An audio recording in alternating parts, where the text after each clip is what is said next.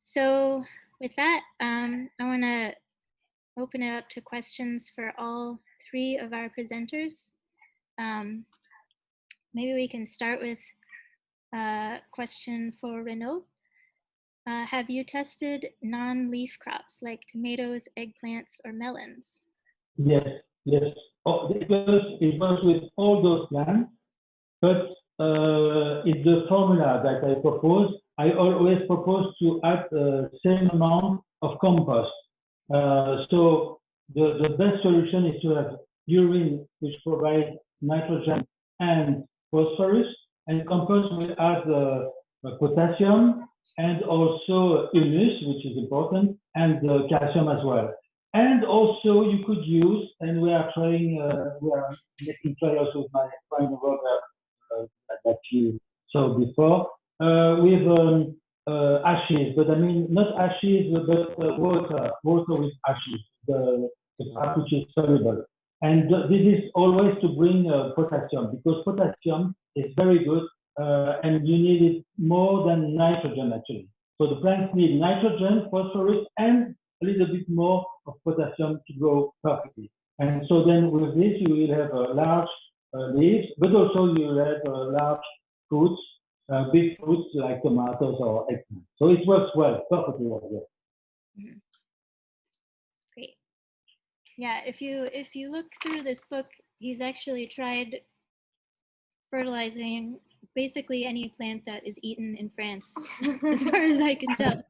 He's tried them all with urine. So the book again? Yes, we try to combine which is useful and which is good for the health. Yeah. Great. I want to go back to Robert for a minute. We had some questions about the smell from the urine dripper, and especially for houseplants, and also someone asked if your coworkers had any feelings about the solar dripper in your office. And he suggested adding some blue dye so that it would be green instead of yellow. Well, this is good news, actually. Fresh urine is not smelly. You can try it at home. It's a basic thing to do for anybody who plays or research on urine. Pee in a bottle and smell it. Doctors do this often to see if you are in health.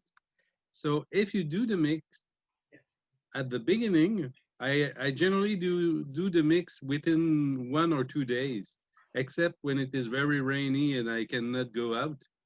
But with fresh urine, if you apply it in the bottle, there is no other perceptible. So I was doing this with a small poster on my bottle, and they could see it was a bit yellow, and it was not hidden. But everybody was amazed. But there was no other. There are no others, and you can try it. I invite you to do exactly the same, and you'll see there's no problem. Great, thanks. For you, Robert, we also had a couple of questions about, I think people were a little confused about the dilution. You mentioned 1 to 5%, and then you also mentioned 25%. Yes. Actually, at the beginning, I had no idea about the dilution, the required dilution. So I simply took a bottle, and I just use an orange juice bottle like this. I unscrew the tap and I pee into it. And I actually peed about 200 or about 200 or 250 millimeter, and I filled it up with a quarter of urine. So that was the type of mix I was using at the beginning, and it turned out to work well. But I was not doing it all the time. And after a meeting with Renaud, I had the chance from his book to have more information. We have discussed a lot, and he suggests a lower rate of dilution. And I'm using it right now, for example, at 5%, but it has to be less than 5% on average. And I would say, like you just mentioned, the last test we do is about 5% once over 2 times, and we have in the garden also some rain that comes to contribute to the dilution. So it depends if you're in a situation where there's added rain or indoor, totally indoor, and but the result I had was very good, even with 25%, although it may be a bit too concentrated, actually, but it worked well.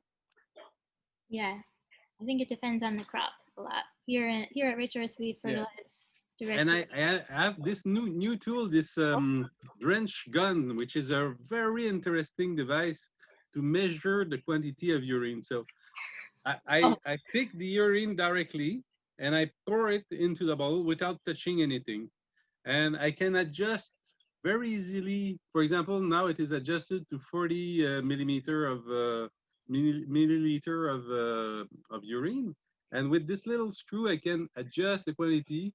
So I can mix at 1%, 5%, or 30% without any problem. That's really cool. We might have to get one of those. Yeah, I think so. If you want to use it on a professional base with a large garden, in my test garden, I have 50 bottles to fill, and I'm a producer of this fertilizer. Yeah. And I do fill them very easily. It takes 6 minutes to fill and mix 12 bottles, so it's not so bad. Wow, nice. Thanks. I want to pose some questions to John and Katie. Are you guys here? We are. Can you hear us, Brad? Yes, great. We had a question for you about how long the composting process with urine takes. And was it tested at a household scale or only in the large scale for the community? So the answer to the first question is it takes, we achieved 140 degrees within, I would say a week and a half of assembling enough of the mix to have the thermal mass that we needed. And we've tested this on both the household scale and a more commercial scale. Okay. Sorry. Okay, we had another question for you that was, where did you, or how are you collecting the urine and who is donating the urine? We work for I work for an independent school in upstate New York, United States, and we have a lot of enthusiastic donors here. And I would say it's all about marketing. It took me a little while to get people interested in the process of donating, but once people caught on to it, they really were very excited, and I had no trouble at all getting more donors than I needed. And how we're collecting in, thanks to Rich Earth Institute, thank you. We purchased a bunch of their containers with the funnels that they use.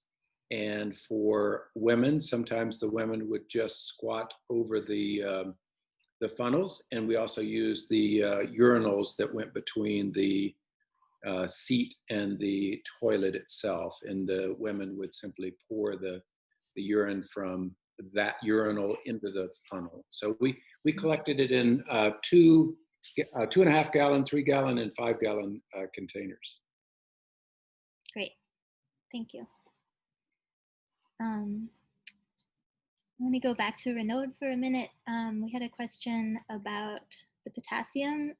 You mentioned that potassium is just as important as nitrogen and phosphorus, and we're wondering which crops do you find this to be the case, and how did you determine that? Oh, I think you're muted, Renaud. Can you turn your microphone on? Yeah, okay. For all grass, you are not obliged to add some potassium, but if you have it, it's good because it's good for the strength. I mean, there's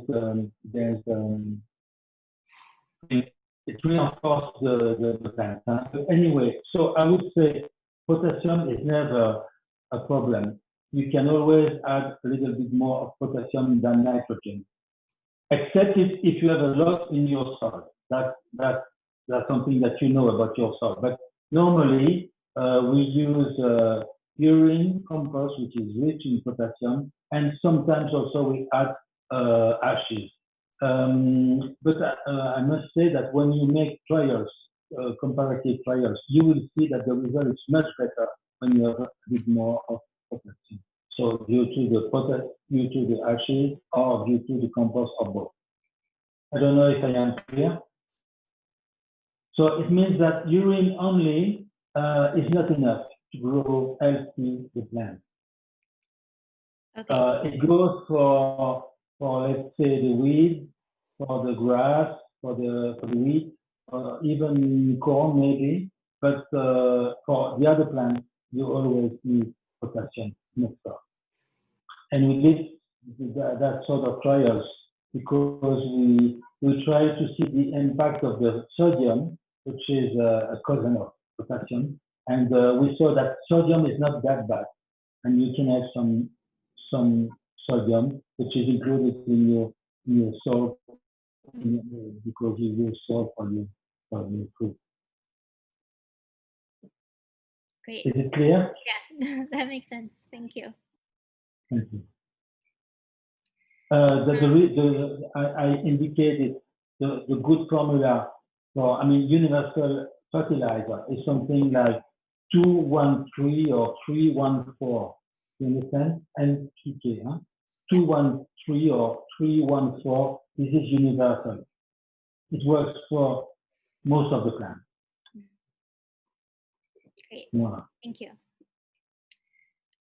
We had a couple of questions about medications and pharmaceuticals. I can help answer that question, but I was wondering if John, you wanted to address that, or has that been something that has come up for you guys? Happy to weigh in on that. We have not tested for pharmaceuticals. We have tested. We've tested for everything else, but we haven't tested for pharmaceuticals. But you guys at Rich Earth have done a lot of good work on that. Yeah, actually, Nancy mentioned it a little bit yesterday. We're currently in the final year of a multi-year series of tests on pharmaceuticals, looking at pharmaceutical fate in soil, also in leach water underneath crops, and in the crop tissue itself. And our results are still preliminary, but basically, it looks like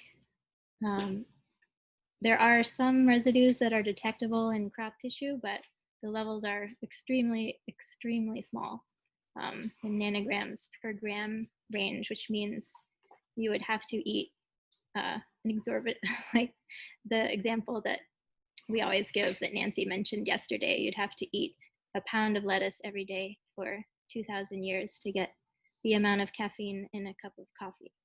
So it's detectable, but that maybe speaks more to the quality of our detection equipment than it does to a risk to us. That said, it's still a new field of research, and we support and hope to engage in more research on that in the future. Okay, thank you. And I want to go back to Robert for a couple more questions before we end. We had some questions about when you applied urine to your trees. What time of year do you apply to fruit trees? Okay, I apply the urine under the trees during the fall and winter. I will start now or approximately at the end of September, because my tomato are not growing anymore and they don't need any more fertilizing. So I will start applying urine in the month of September, this month. and I'll continue until February approximately. And in France, this is a rainy period, so there is a lot of rain. You don't need to worry about dilution. So I just apply under the conifer, those who keep their green parts living during the winter. And it turned out to be very effective. They were just wonderful this spring, and they continue to be wonderful. Okay. Thank you. And one last question for you. People are interested in how they can buy your products, both the solar dripper and the urinal device. That's something I've worked less than the R&D. They can contact me by email. I will send them a proposal. They can buy a pack of 6, or they can buy pallets or large box. It depends. And I'll make you a very special price for all those who work around this subject, which is very interesting for the environment. And I will reply, and we can make a transfer with PayPal, and I ship the product from NSC. So if you need 1, or if you need 1,000 or 10,000 or 1 million, we are really ready to ship this product. Great, thanks. Okay, I think we're just about at the end of our session here. So I want to say thank you so much to all of you, to Robert, John, Katie, and Renaud. It's been really a pleasure to have you here with us. We know it's kind of getting late in France, so thanks for joining us.